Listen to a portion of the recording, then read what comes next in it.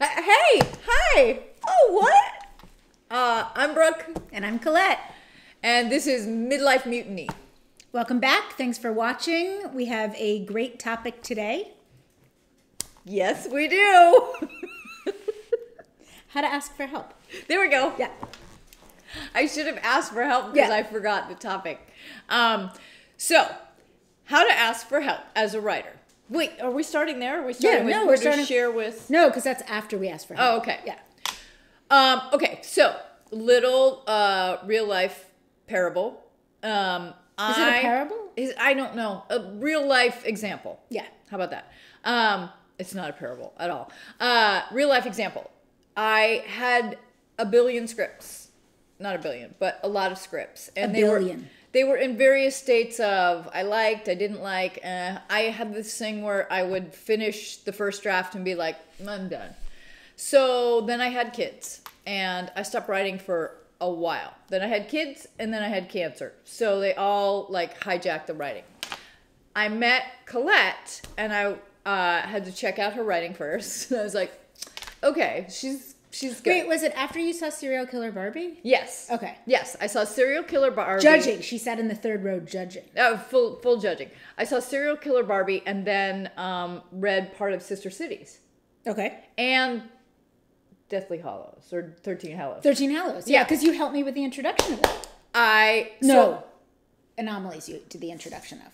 oh God. Yeah, that was such a good I read introduction. some stuff enough to be like, she's good. So I said, I will train you if you help me resurrect these scripts. Tell me what's, how to revive this and what to do, if this is even worth it, blah, blah, blah. So she went through all my scripts and said, this is great, this is shite, this is blah, blah, blah, and how to resurrect it. And thus a partnership was born. Because the notes she gave were, I understood them seamlessly. They were super easy to understand, and I agreed with most of them. Mm-hmm. And it inspired me to continue.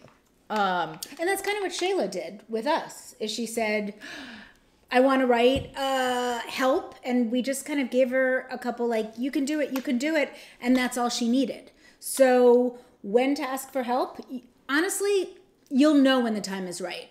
A lot of you guys are writers. Probably everyone who's watching this is a writer. Maybe you're prolific. Maybe you haven't put pen to paper yet or fingers to keys, but you want to write, and that's why you're watching this. You'll know when the time comes when you're like, I can't not write anymore. And that's where you were. I just happened to meet you at that point in your life when you're like, I need to start writing. Very frustrating. So here's the thing. You can't function in a vacuum. Like after a while, you can only bootstrap and motivate yourself enough. Everybody needs encouragement and everybody needs like some help. And we've chosen a career which is such a solitary career, and that's why we both like to partner up, because it gives you someone to play off of, or if you're frustrated, you can just pass it off to them, or you can punch up each other's stuff, make it funnier or smarter, or fix each other's mistakes. But if you guys are sitting and you're writing, you're like, I don't know what to do.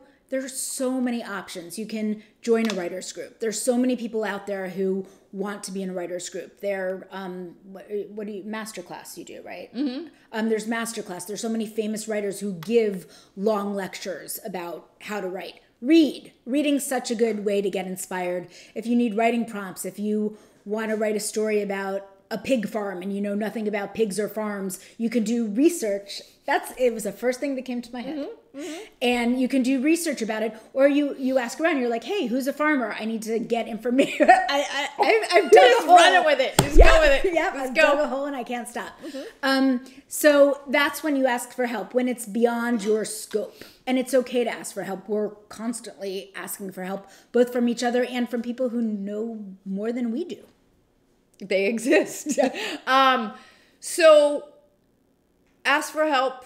And do we launch into who is good and who isn't? Like, yeah. Well, it's ask for help and then know when you've had enough help. And that goes for asking for notes. When you write something, okay, and it's done, you're like, I have my baby's out here.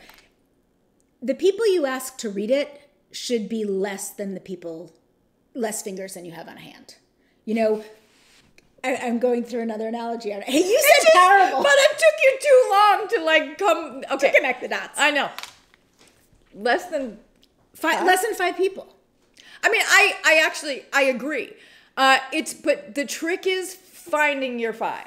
Yeah, it's quality over quantity. And there's going to be some people that give you notes that just really, really piss you off or discourage you. Those are not your people. If the people that give you notes should give you good and bad, okay, they should leave you at the end wanting to continue writing.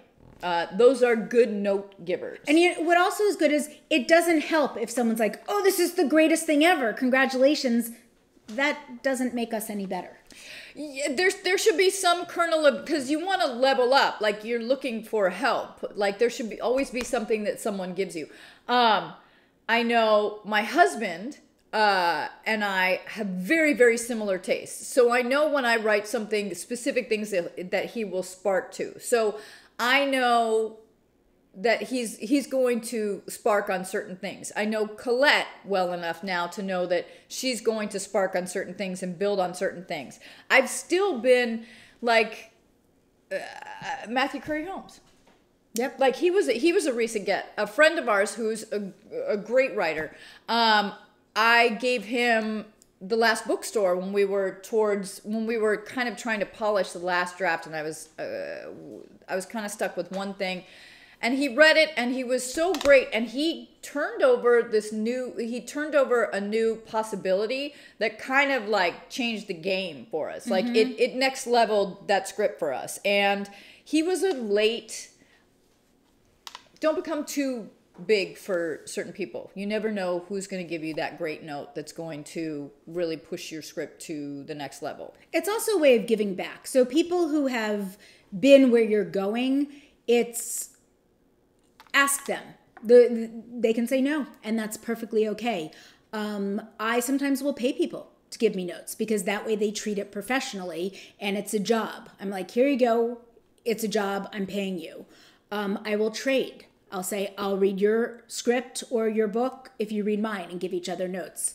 But get a variety of notes, and get notes not just from your gender and ethnicity and age group, because you really want your stuff to appeal to a wide audience. So you want to make sure you're getting lots of different perspectives. When giving notes, there are a lot of specific notes you can give as a reader. First of all, your job as a note giver is not to change the author's story. You're not imposing your own needs on their story. You want to help him or her tell the best story possible. Ways to do this is to just track through. Is the character's voice consistent throughout? You know, sometimes we'll be reading stuff and we're like, wait, that came out of the blue. That belongs to a different character. So really tracking characters. The person's been writing this for, 2 months, 6 months, a year, 10 years. They're too close to it. So being an outside eye, something you can help them with is their character.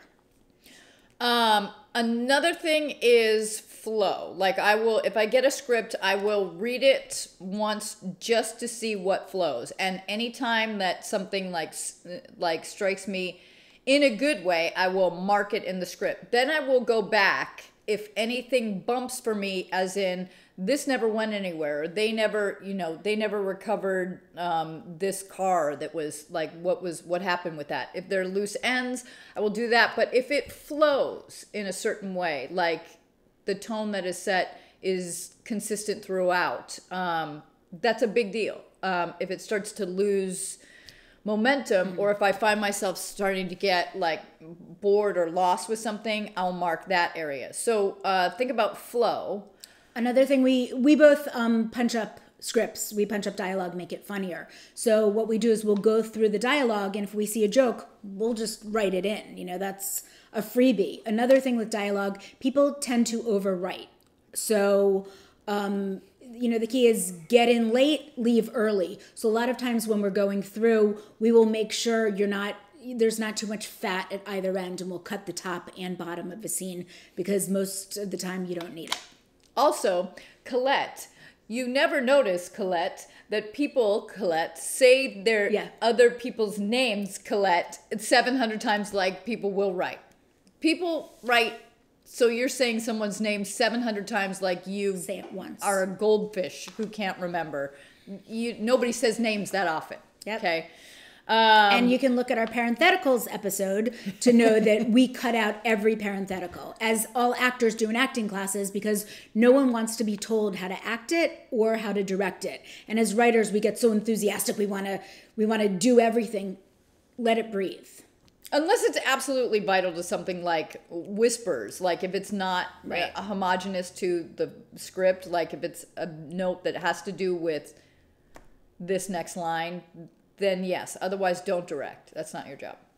So those are just a couple of the things we do when we go in and give notes. And those are the things we expect when we give our stuff out to get notes on. And then people have ideas, like Matthew Curry Holmes did. When we wrote Miles Underwater, our producers both had some great ideas, ways to open it up, way to change things, way to add elements onto the story. So just stay open and either take the notes or don't. Yeah. You'll know when you get the notes how you feel if you're going to go back to that source for notes. Also, if someone says they can't get to your script or they can't read it or they're not available, that is not personal. Mm-hmm. That is a life thing. It breaks my heart to say no to someone, but you have to set boundaries, because nothing is worse than giving someone your script to read and then months and months and months go by and they either don't get back to you or they haven't gotten to it or they started it and they can't finish it, and you take that personally. So don't be afraid to say, I don't have the bandwidth or I don't have the space to do this for you right now. If I do, I'll come back around. Don't take that personal. And that's, again, why writers' groups are good, because you're giving pages every week and you are getting the immediate feedback that you're looking for. So, I'm Colette. No, she's not. No? I'm Colette. I'm Brooke. And this... Wait, there was something else, though. No, it's asking for help and then when to get too much help. Mic drop. When to get too much help? Yeah, when to stop asking for help. Oh. Yeah, we did it. Hi, watchers. Okay, real quick button. If you have questions or anything that comes up about writing that you would like our experience about or input on, or anything like questions, how to deal with this in the script or how to deal with this writing or where's a perfect space to write, etc. Any questions you have. How do I ask for help? When is too much help? Like going into what we said. Please ask us in the comments. We want to answer. We love questions. Give us your questions. How do I dress for inclement weather? How do I dress for inclement weather? Exactly. How to do a Zoom only with the top half. Because we mastered that. Yep. I'm Colette. I'm Brooke. This is Midlife Mutiny.